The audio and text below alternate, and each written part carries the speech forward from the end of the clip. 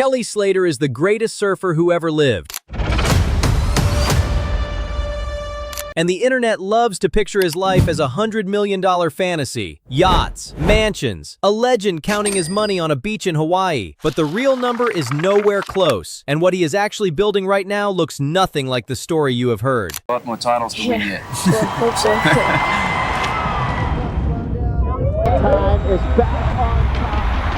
Hey, Grom. We saw you coming. Kelly Slater is back. This is sport history. It's like the most impressive team I've ever seen. It was Kelly Slater, Mr. Pipeline himself. Like, what does he have to prove? In July of 2026, the World Surf League handed Slater a wild card into the Outerknown Tahiti Pro at Chopu. He is 54 years old. Most surfers his age are coaching from the beach, not paddling into a wave that has killed people. Slater said he had been recovering from hip surgery late last year and had only recently gotten back to surfing daily. This is not his first comeback. He unofficially retired back in 2020, then kept showing up as a wild card anyway, at the Dahui Backdoor Shootout, at Pipeline, at the exact waves that made him famous. Chopu is not just any stop. Slater has won 5 events there from 7 finals. He has posted 2 perfect heat totals of 20 at that wave, and in 2014, he and a young John Florence traded matching scores of 19.77 in one of the most replayed heats in the sport's history. 12 years later, he is going back to the same lineup, at 54, on a hip that was rebuilt inside the last year. In the coming weeks, that hip will either hold up under the heaviest wave in the sport, or it will not. The trials for this same event already delivered fireworks, with young Tahitian surfer Emio Chermak posting a flawless 20-point heat just to earn his spot in the main draw. Slater does not need trials. He gets to walk straight into a lineup against surfers who grew up watching his highlight reels. For his last wildcard run, at the Dahui Backdoor Shootout back in January, he suited up alongside a team that included Jamie O'Brien, Moana Jones-Wong, and Koa Smith, 3 of the exact surfers currently keeping Pipeline's reputation alive. Slater was the only one on that team who was already a household name in the sport before most of his teammates were born. To understand why anyone still cares, rewind to 1990, when a 19-year-old Slater turned professional and struggled to crack the top of the rankings. 2 years later, he won his first event in France, then the Pipeline Masters that same year, then his first world title. From 1994 to 1998, he won 5 world titles in a row. Nobody in the sport had done that. He went on to win 11 world championships total, a record that still stands, across 3 different decades of competition. He has 56 championship tour event wins. He was still finishing on podiums into his 50s, long after most of his rivals had physically aged out of the sport. Surfers half his age still get nervous drawing him in an early round heat. Part of that reputation comes from rivalries that never fully cooled. His long-running back and forth with the late Andy Irons defined an entire era of the sport in the 2000s. The verdict from the judges is announced. It's a 9.5. Yes! For 2005, put it on goal. It's a nice goal. A 9.5. You need a 9.23. Kelly sealing his 3rd win of the year in grand style.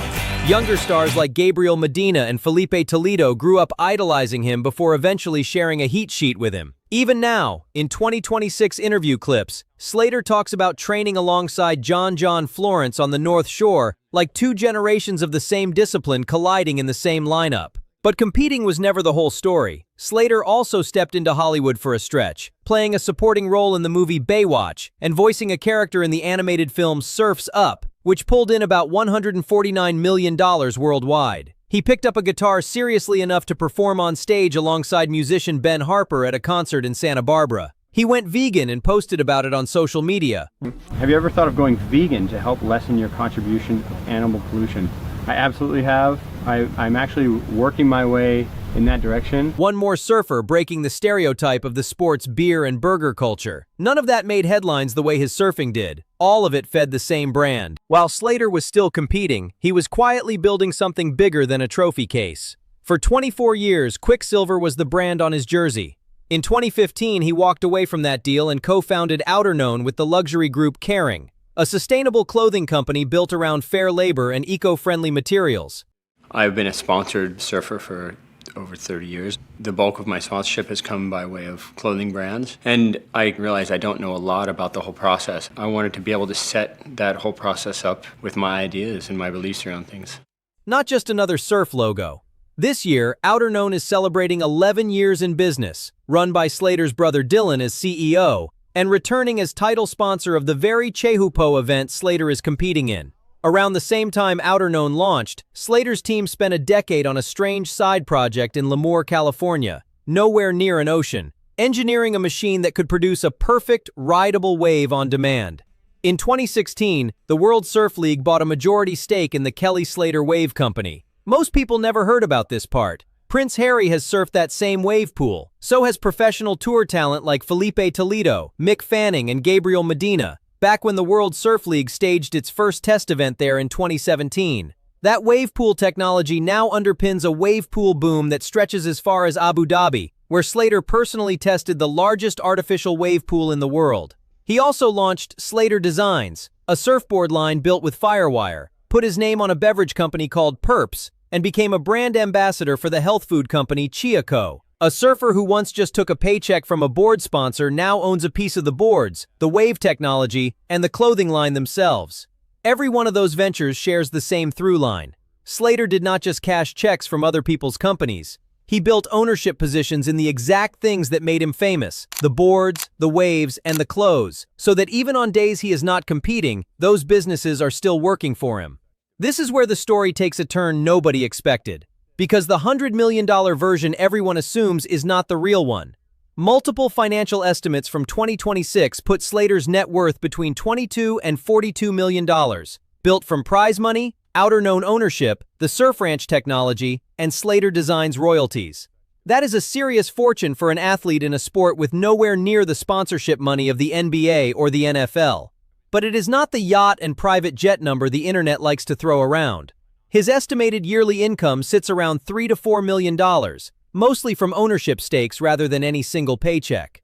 Back in 2020, he was in talks with entrepreneur Michael Schwab for a $400 million surf resort project in La Quinta, California, a plan for a hotel, 600 homes, and an 18 million gallon wave basin. That project belongs to the company, not his personal bank account, which is exactly the distinction the clickbait headlines skip. For context, industry rankings still place Slater as the highest-earning surfer alive, ahead of Gabriel Medina, Kai Lenny, and Jamie O'Brien, not because of a bigger prize purse, but because of ownership stakes those other athletes simply do not have. That is the actual difference between a paid athlete and what Slater has become. The one number that is real and personal is the beach house. In 2017, Slater bought a 7-bedroom, 7.5-bathroom home on Oahu's North Shore for $7.8 million, in the exact stretch of coastline where his family used to vacation when he was a kid. It is not a Bel Air mansion. It is a working surfer's house, close enough to pipeline that he can check the swell from his porch. That is the actual scale of Kelly Slater's lifestyle. Not private islands. A beach house near the wave that made him, bought with money he built himself over 3 decades. If you're finding this helpful, hit subscribe. We cover real surfer stories like this every week. Now here is the part almost nobody talks about. But the version you've heard about Kelly Slater's personal life?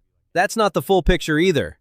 Slater has a daughter, Taylor, born in 1996 to a previous partner named Tamara, who grew up mostly out of the spotlight.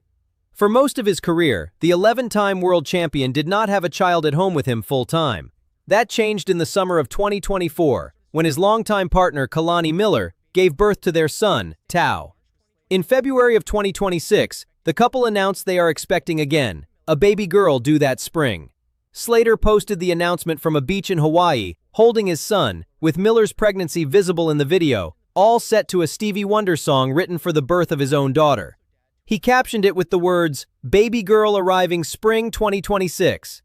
At 54 years old, one of the most decorated athletes in surfing history is starting over as a hands-on father for the first time, while simultaneously training to paddle out at one of the most dangerous waves on the planet. Just last September, during the World Surf League's Final 5 finale at Cloudbreak in Fiji, Slater and his family showed up not as competitors but as spectators, watching the next generation fight for the same trophy he has won 11 times. That combination, a newborn on one hand and Chehupu'o on the other, is the actual shape of Kelly Slater's life right now. Not mansions, not super yachts. A rebuilt hip, a toddler, a baby on the way, and a wave that does not care how many world titles you have won.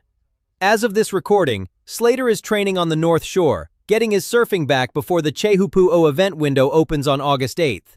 He has already been filmed ripping at pipeline since the hip surgery, looking like a man half his age in the barrel.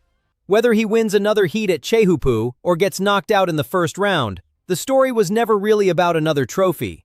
It is about a 54-year-old man rebuilding his body to go back into the same wave that nearly ended other careers, while raising a toddler and getting ready for a newborn. 11 world titles will always be the headline, but the real Kelly Slater story right now is happening in a hospital recovery room and on a beach in Hawaii holding his son, not on a yacht anywhere. The 11 times world champion is proof that the loudest headline about someone's life is rarely the truest one. His real fortune was never a fantasy number. It was 3 decades of turning a surfing career into ownership, one board, one wave pool, one clothing line at a time, while quietly building the family he never had time for in his 20s. If you want to see how the next chapter of this story plays out, that footage from Chehupu will be everywhere come August. Subscribe for more real surfer stories, not the fantasy version.